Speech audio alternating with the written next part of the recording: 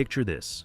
It's 1970, Jimi Hendrix is about to play his last concert, and deep inside Oldsmobile's Lansing headquarters, engineers are finishing the most misunderstood muscle car ever built. The 1970 Oldsmobile 442 wasn't just another big block brawler. It was a rolling contradiction filled with secrets GM spent decades burying. From option codes that meant nothing to paint colors that caused assembly line riots, this rocket-powered beast had more skeletons than a government warehouse. Today, we're counting down 20 absolutely insane facts that'll shatter everything you thought you knew about Oldsmobile's ultimate muscle machine. Number 1. The 442 name was already a lie. Here's something that'll blow your mind right from the start. By 1970, the legendary 442 name had absolutely nothing to do with its original meaning. Everyone knows 442. Originally stood for 4-barrel carburetor, 4-speed transmission, and 2 dual exhaust pipes back in 1964. But in 1970, Oldsmobile was selling 442s with 2-barrel carburetors, automatic transmissions, and single exhaust systems. The name had become pure marketing fiction. Here's the kicker. Internal GM documents show that Oldsmobile executives debated changing the name to something more accurate. But marketing research showed that 442 had such strong brand recognition, they couldn't abandon it. One proposed alternative was Rocket Rally, which sounds absolutely terrible in hindsight. Another suggestion was simply calling it the Olds Muscle, which was somehow even worse. The decision to keep the 442 name, despite it being completely inaccurate, created massive confusion among buyers who thought they were getting specific performance features. Dealers reported dozens of complaints from customers who ordered a 442 expecting a 4-speed manual, only to discover their car came with an automatic and the 4-speed cost extra. Some dealers started calling it the 44 whatever behind closed doors, because the numbers had lost all meaning. Today, this makes authentication challenging, because a genuine 1974 42 might not have any of the features its name suggests. The name was kept purely because it sounded fast, and in the muscle car business, perception was more valuable than truth. Number 2. The W30 package was deliberately sabotaged. The W30 option was supposed to be the ultimate 442, but Oldsmobile's own corporate politics nearly destroyed it before launch. The W30 included a hotter cam, force air induction, and special exhaust manifolds that added significant power. But here's the secret nobody talks about. Oldsmobile's general manager actively tried to kill the W30 program because he thought it would cannibalize sales of the more expensive Toronado. He believed the division should focus on luxury and personal cars, not street racers. The engineering team went rogue, continuing W30 development in secret using discretionary budgets that weren't specifically allocated to performance projects. They built prototype engines in a back corner of the development shop, hiding them whenever management toured the facility. The parts were ordered through creative accounting, listed as development components rather than performance upgrades. When the W30 finally launched, it was only because a sympathetic executive approved it during a period when the general manager was on vacation. The whole program existed on borrowed time and stolen budget. Production was deliberately kept low, not because of demand issues, but because management wanted it to fail quietly. Only 2,574 W30 cars were built in 1970, but internal production capacity documents show they could have built 10 times that many. The artificial scarcity made W30s incredibly valuable today, but it was originally created by corporate sabotage, not genuine rarity. Most collectors have no idea their prized W30 exists, only because a few rebellious engineers defied direct orders. Number 3. The Rally 350 was a parts bin imposter. The 1970 Rally 350 looked like a 442, wore 442 badges, and fooled everyone into thinking it was a legitimate muscle car. But it was actually one of the greatest cons GM ever pulled. The Rally 350 was created to circumvent insurance companies that were hammering big block cars with massive premiums. Oldsmobile figured they could trick buyers and insurers by stuffing a small block into a 442 body and charging muscle car prices for economy car insurance rates.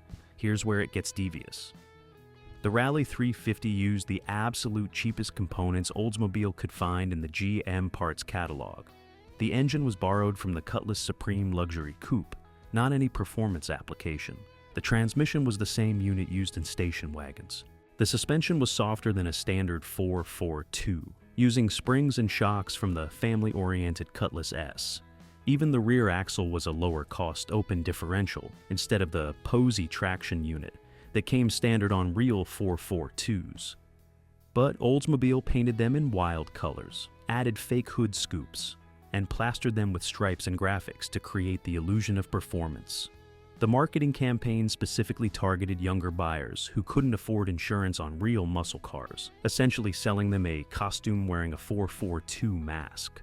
Only 3,547 Rally 350 IS were built, and most buyers figured out within weeks that they'd been duped. The car was slower than a base Cutlass with the same engine because of all the added weight from the phony performance equipment. Today, Rally 350 IS are collectible purely for their rarity and audacious fakery, not because they were any good. Espace number 4. The Sebring yellow paint caused assembly line violence. Sebring yellow was one of the hottest colors for 1970 muscle cars, but at Oldsmobile's Lansing plant, it became known as the color that stops production. The bright yellow paint required a special primer and multiple coats to achieve the right intensity, which meant cars took 40% longer to paint than standard colors. This created massive bottlenecks on the assembly line, because the paint booth couldn't keep up with the rest of the production sequence. Workers downstream would have nothing to do while waiting for yellow cars to finish painting, while workers in the paint booth were overwhelmed with backlog. The situation exploded in June 1970 when a paint booth supervisor named Dale Hutchins allegedly assaulted a line worker who complained about the delays. According to union grievance reports that surfaced decades later, Hutchins grabbed the worker and threatened to paint him yellow if he didn't shut up about the production problems. The incident triggered a brief wildcat strike that shut down 442 production for 3 days. GM corporate sent in mediators and productivity consultants who concluded that Sebring yellow should be discontinued immediately, but marketing refused because the color was selling too well. The compromise was to limit Sebring yellow to a maximum of 8 cars per day, regardless of dealer orders. This artificial cap meant that many customers who ordered Sebring yellow waited months for delivery, or never got their cars at all. Some dealers learned to order Sebring yellow early in the model year before the quota filled up. Today, Sebring yellow 442s are exceptionally rare and valuable, but their scarcity was created by an assembly line supervisor's anger management problem, not genuine limited production intent. Scene number 5. The hood tachometer was powered by witchcraft. The optional hood-mounted tachometer looked cool and seemed like a great idea for monitoring engine RPM without looking away from the road. But the technology behind it was so problematic that Oldsmobile engineers called it the voodoo gauge.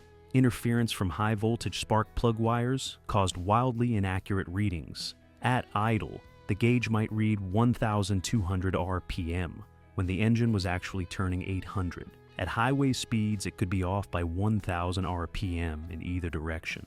Oldsmobile used the cheapest possible tachometer mechanism to keep the option affordable, and it simply couldn't handle electrical interference.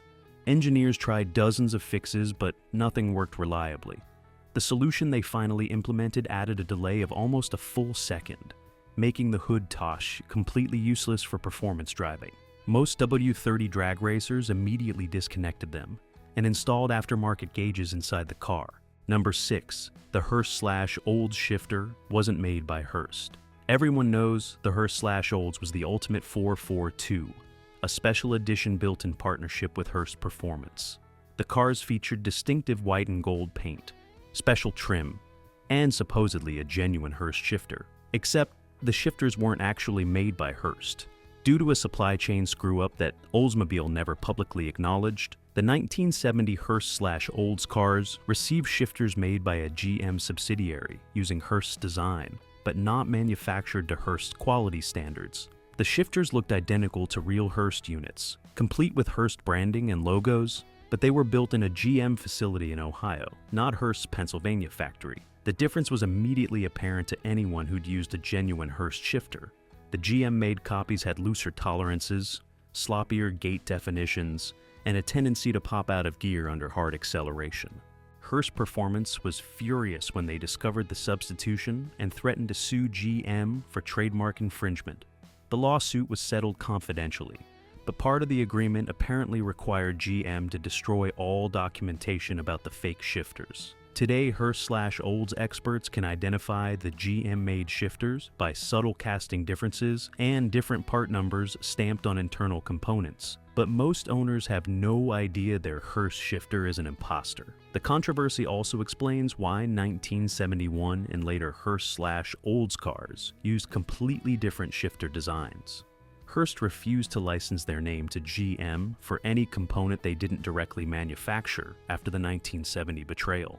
The fake Hearst shifters were installed in 2,574 Hearst/Olds cars, and almost none have been exposed because GM successfully buried the evidence. Was number 7, the Rocket 455. Engine wasn't actually 455 cubic inches. Oldsmobile's legendary Rocket 455 engine had a dirty secret that engineers quietly discussed but never officially acknowledged. The engine wasn't actually 455 cubic inches. Precise bore and stroke measurements revealed the true displacement was closer to 453.8 cubic inches, but GM rounded up for marketing purposes. Here's where it gets interesting. The engine block was originally designed as a 425 cubic inch unit back in 1965, and the 455 version was created by increasing bore and stroke to the absolute maximum the block could handle. Manufacturing tolerances meant that 455 engines actually ranged from 453.2 to 454.7 cubic inches, depending on when and where they were built. Some blocks were essentially 456 cubic inch engines, while others were undersized 453s. These variations meant some 455 engines made notably more power than others, simply because they physically displaced more air. Dyno tests showed power differences of up to 15 horsepower between supposedly identical engines. Today, the name stuck so thoroughly that nobody calls them anything else. Number 8. The air conditioning delete-made cars. Slower, not faster. Every performance enthusiast knows that deleting air conditioning saves weight and frees up engine power for better performance. Except on the 1974 42, removing air conditioning actually made the car slower. This sounds impossible, but here's what happened. When Oldsmobile engineers removed the air conditioning system, they had to redesign the alternator mounting and belt routing. The new configuration placed the alternator in a position where it received less cooling airflow, causing it to run hotter and produce less consistent voltage. The voltage fluctuations affected ignition timing and fuel delivery, reducing power output by approximately 8 horsepower compared to air-conditioned cars. The weight savings from removing AAC was only about 45 pounds, which wasn't enough to offset the power loss, but it gets worse. The AAC delete also required removing a structural bracket that helped support the front of the engine. Without this bracket, the engine would twist slightly under hard acceleration, misaligning the timing chain and causing erratic ignition timing. The result was slower acceleration and lower top speed, despite weighing less. Oldsmobile discovered this during internal testing, but decided not to publicize it because they didn't want customers demanding free air conditioning.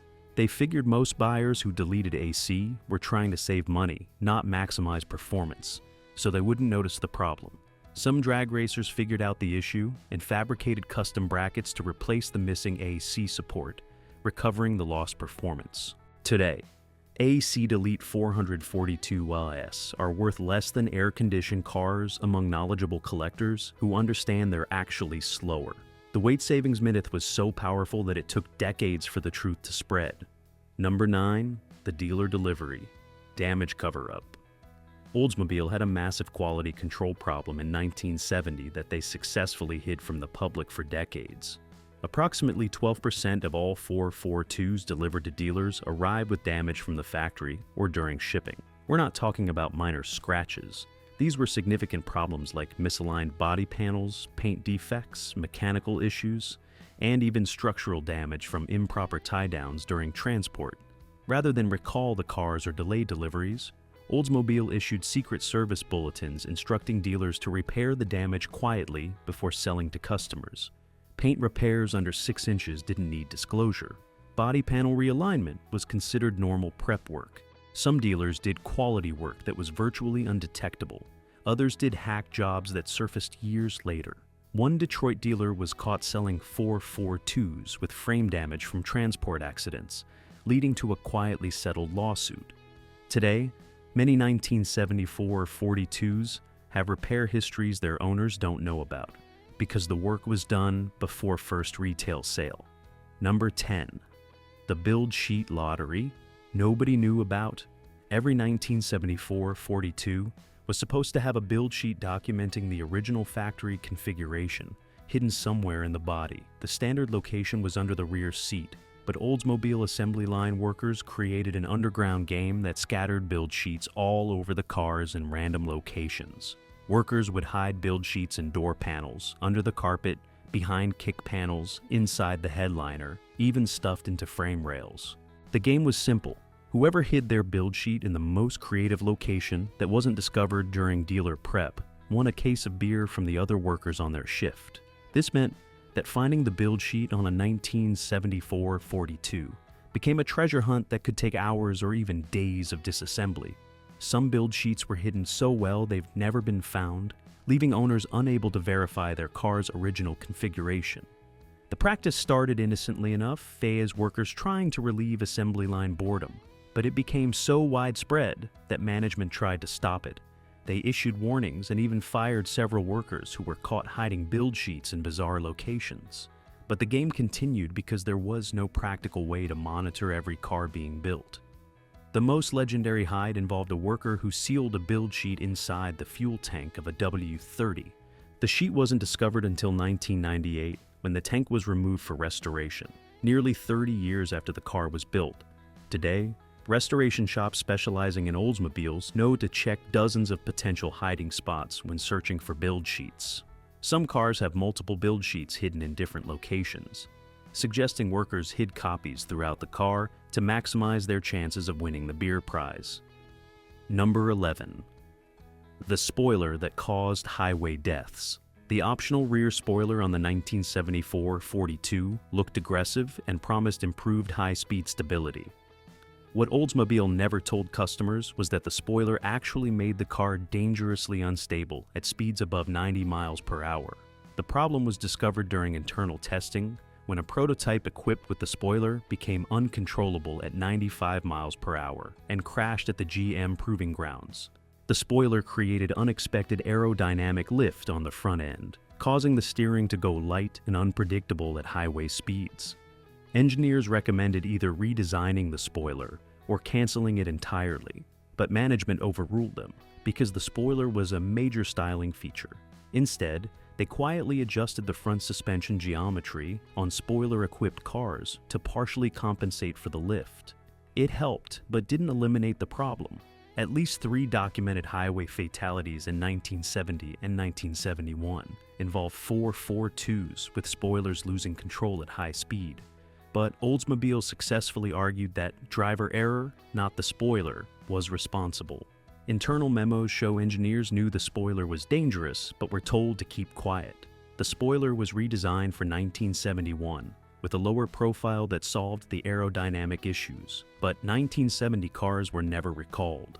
Today, many collectors remove the original spoilers and install reproduction units that look identical, but have corrected angles that don't create dangerous lift. The original spoilers remain one of the 442's deadliest secrets. Number 12. The transmission fluid that ate clutches alive. Oldsmobile specified a particular transmission fluid for the Muncie 4-speed manual transmission used in 442s, but the fluid they recommended was completely wrong for the application. The specified fluid was designed for truck transmissions operating at low RPMs and heavy loads, not high-performance cars that shifted at 6,000 RPMs repeatedly. The incorrect fluid caused premature clutch wear, with many owners reporting clutch failure before 15,000 miles. Dealers initially blamed customers for abuse, But internal warranty claims data showed the problem was universal. The fluid didn't provide adequate lubrication during high RPM shifts, causing excessive heat buildup that degraded the clutch friction material. Some clutches literally disintegrated inside the transmission, sending debris throughout the gear sets and destroying the entire transmission. Oldsmobile quietly changed the fluid specification in a service bulletin issued in late 1970, but never notified existing owners or issued a recall. Dealers who saw the bulletin started using the correct fluid during services, but thousands of owners continued using the wrong fluid because they followed their owner's manual instructions. The problem was compounded because most quick lube shops and independent mechanics also used the owner's manual specification, perpetuating the problem for years. Today, transmission specialists who rebuild Muncie 4-speeds from 442s often find evidence of heat damage consistent with wrong fluid usage. The correct fluid specification is now well known among enthusiasts, but it took decades and hundreds of destroyed transmissions for the truth to spread. Number 13. The vinyl top rust bomb. The optional vinyl top looked classy and upscale, but it was essentially a rust generation system designed to destroy the car from the top down.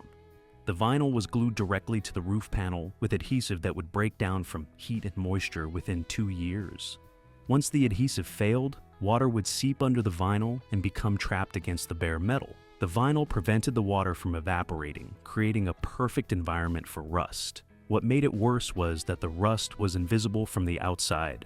The vinyl covered the damage completely, so owners had no idea their roof was rotting away until holes appeared or the vinyl started bubbling. Oldsmobile knew about this problem because other GM divisions had experienced identical issues with vinyl tops, but they offered the option anyway because it was highly profitable. The vinyl tops cost Oldsmobile about $15 to install, but sold for $125 to customers, creating massive profit margins that management couldn't resist.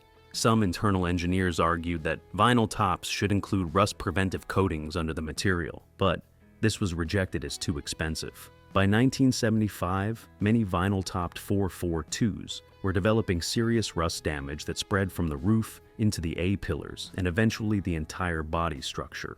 Some cars became structurally unsound, with roofs literally sagging as the metal underneath dissolved. Today, finding a vinyl-topped 1974 42 with a solid rust-free roof is extremely rare. Most have either been stripped of their vinyl and repaired, or they're hiding catastrophic rust damage underneath pristine-looking vinyl. Number 14. The dealer options. That voided your warranty Oldsmobile dealers offered a menu of performance upgrades that could be installed before delivery. And most buyers assumed these dealer-installed options were factory-approved. They weren't. Installing any dealer performance parts immediately voided the powertrain warranty, but dealers rarely told customers this until after problems developed. The most popular dealer options were headers, intake manifolds, and camshafts that promised significant power gains. What dealers didn't mention was that Oldsmobile Corporate explicitly prohibited these modifications and instructed warranty administrators to deny all claims on modified vehicles. Customers who experience engine failures after dealer modifications discovered they had no warranty coverage despite buying the parts from the dealer who sold them the car. Some dealers would argue with GM warranty administrators, claiming their modifications were endorsed by the factory, but corporate always won these disputes.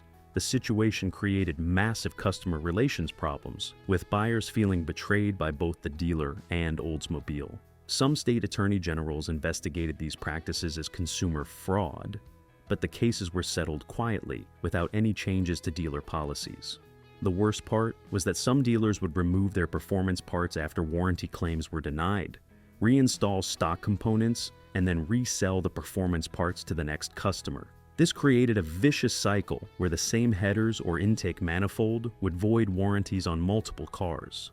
Today, survivors of dealer-modified 442s often have confusing documentation, showing dealer-installed parts that shouldn't exist according to factory records. Number 15. The brake pad compound disaster. In an effort to reduce brake dust and improve pad life, Oldsmobile switched to a new brake pad compound partway through the 1970 model year. The new pads looked identical to the originals, but had drastically different performance characteristics. Under hard braking from high speeds, the new compound would overheat and lose friction, causing what drivers described as the pedal going to the floor with no stopping power. The problem was most severe on W30 cars because their higher performance meant more aggressive driving and harder braking. Several accidents were directly attributed to the brake pad failures, but Oldsmobile claimed the drivers had simply overheated their brakes through abuse. Internal testing showed the new compound was inadequate for the 442's weight and performance, but switching back to the original compound would have required admitting the new pads were dangerous. Instead, Oldsmobile quietly offered heavy-duty brake pads as a dealer-installed upgrade, which were actually just the original compound brought back under a different name. The upgraded pads cost $85 to install, meaning Oldsmobile was charging customers to fix a problem the factory had created. Many owners never knew about the upgrade option and continued driving with the dangerous pads until they experienced brake fade or caused an accident. Today, any 1970 442 should have its brake pads replaced immediately with modern compounds that provide consistent stopping power, regardless of temperature. Original style pads are available for show cars, but they should never be used for actual driving. Number 16. The coal induction system was backwards. The WW30's distinctive cowl induction hood looked incredibly functional with its aggressive scoop feeding cold air from the high-pressure area at the base of the windshield. Except aerodynamic testing revealed that the cowl area was actually a low-pressure zone at highway speeds, meaning the system was sucking in hot, low-pressure air instead of cold, dense air. Oldsmobile's aerodynamics team discovered this during wind tunnel testing, but were overruled by styling, who insisted the cowl hood looked too good to change. The system actually hurt performance compared to a standard air cleaner drawing air from under the hood. Dyno testing showed a loss of approximately 12 horsepower at highway speeds when the cowl induction was activated. But the system made a dramatic whooshing sound when the flapper valve opened, and marketing decided that auditory drama was more important than actual performance. Some drag racers figured out the problem and modified their cowl induction systems to draw air from different locations, or simply sealed them off entirely and used ram air systems instead. The truth about the backwards cowl induction didn't become widely known until the 1990s when automotive engineers began studying muscle car aerodynamics scientifically.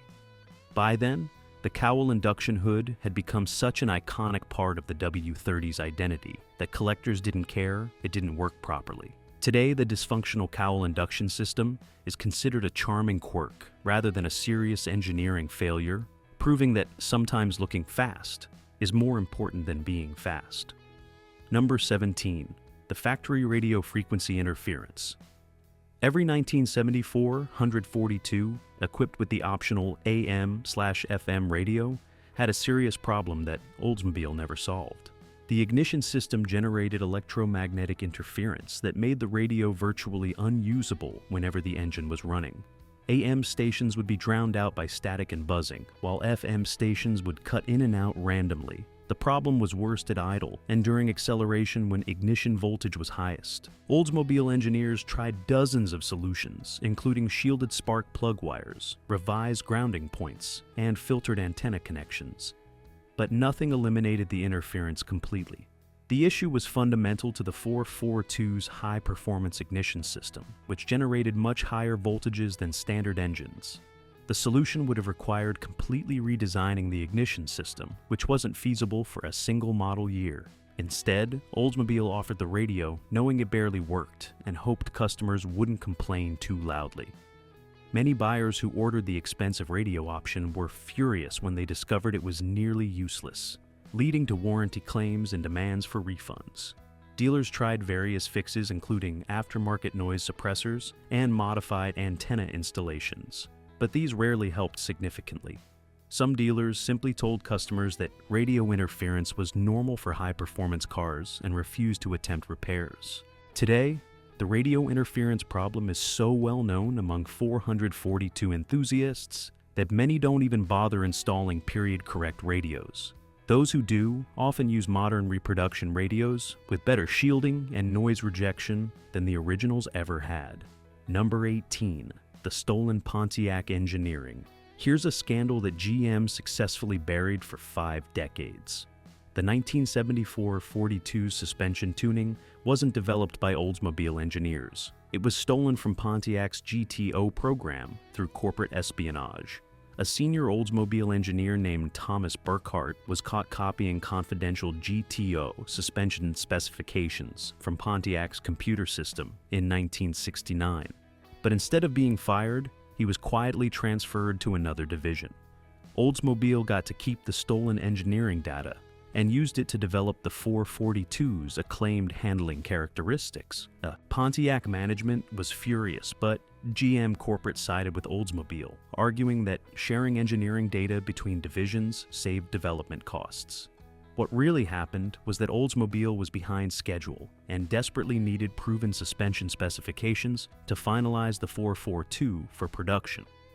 Rather than delay the launch, management authorized Burkhart to acquire GTO data by any means necessary. The theft was discovered when Pontiac engineers noticed the 442 used identical spring rates, shock valving, and anti-roll bar specifications to their confidential GTO development cars that hadn't been released yet. The scandal was contained through mandatory arbitration between the two divisions, with Oldsmobile agreeing to pay Pontiac royalties on every 442 sold. These payments were buried in accounting records as interdivisional engineering fees and never disclosed publicly. Today, the reason the 1974 42 handles so similarly to the GTO is because they literally have the same suspension engineering, though the truth of how Oldsmobile acquired that engineering remains one of GM's most closely guarded secrets. Number 19. The emission control system. That increased emissions, in response to California's new emission regulations, Oldsmobile developed a special emission control system for 442s sold in that state. The system was supposed to reduce hydrocarbon and carbon monoxide emissions to meet the strict California standards. Instead, independent testing showed the system actually increased emissions, while simultaneously reducing power by 25 horsepower. The emission control system used a primitive air pump that injected fresh air into the exhaust manifolds to burn unburned fuel, but the system was so poorly calibrated that it disrupted the engine's air-fuel mixture, causing incomplete combustion and higher emissions. California's testing protocols at the time were easy to defeat, with specific tuning for the test cycle, so the 442s passed certification despite not actually being cleaner. Real-world emissions were significantly worse than non-California cars. Oldsmobile knew about this, but kept selling the California emission cars because pulling out of the California market would have been financially devastating. The reduced power from the emission system made California 442s noticeably slower than their 49-state counterparts, leading to complaints from buyers who felt they'd been sold inferior products. Some California owners had their emission systems removed by independent shops, which was illegal but widely practiced. Today, California emission 442s are significantly less valuable than 49-state cars because collectors know about the power loss and increased mechanical complexity.